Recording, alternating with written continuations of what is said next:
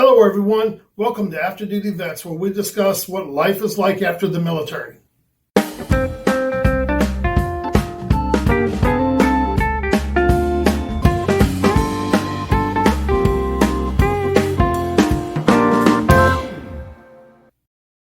Hello everyone, today I'd like to talk a little bit about anniversaries. Not the ones you get in trouble with because you forgot your wedding anniversary and stuff. Not that anniversary. We're talking about anniversaries of PTSD events. The anniversaries that you want to forget because they happened while you're on active duty, or the ones that happened, your car accident or someone dying, those anniversaries. They're the ones I want to talk about. Anniversaries are a constant trigger for folks with PTSD. Sometimes it's dates, sometimes it's seasons, sometimes it's months. And like I've said in some videos before, sometimes it's a month to 2 weeks out is when they start. You start getting jittery, you start feeling antsy, you start getting anxiety. Your demeanor can change. You can become distracted. You get frustrated and angry easily, and you just kind of snap easy. Basically, people in combat, a lot of times it revolves around losing someone that they're close to in combat. And a lot of suicides happen in that time frame. I've seen it multiple times where I'll be working with somebody and they'll tell me, man, I just lost somebody else. I just lost one of my buddies that I was over in Iraq with. He just offed himself. And as a group, they struggle with that. And I actually know some guys who would get together and have an intervention with somebody because they were struggling. And it usually happens around anniversaries of events. A lot of times it's about you think what you could have done to prevent it. Well, if I'd have done this, then that wouldn't happen. If I'd have done this, then that wouldn't happen. If I'd have done this, that wouldn't happen. They go down that rabbit hole around anniversaries, and it gets depressing, and they get bummed out, and they get frustrated, and they get mad, and they get angry because they failed. Is why it happens a lot of times.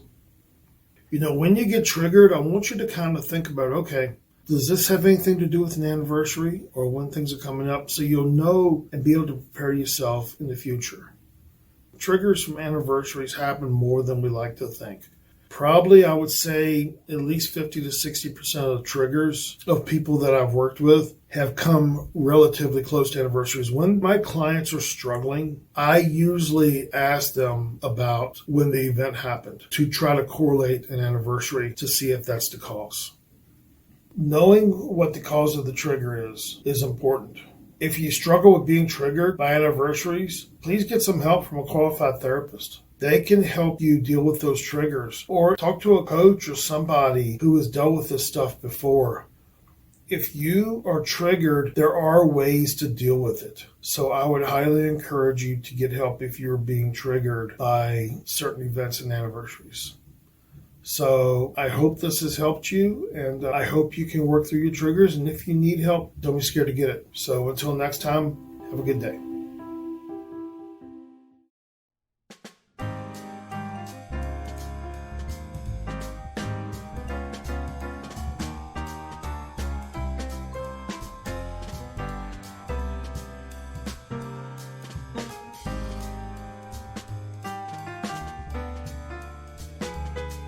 Disclaimer, I'm a licensed mental health therapist in California.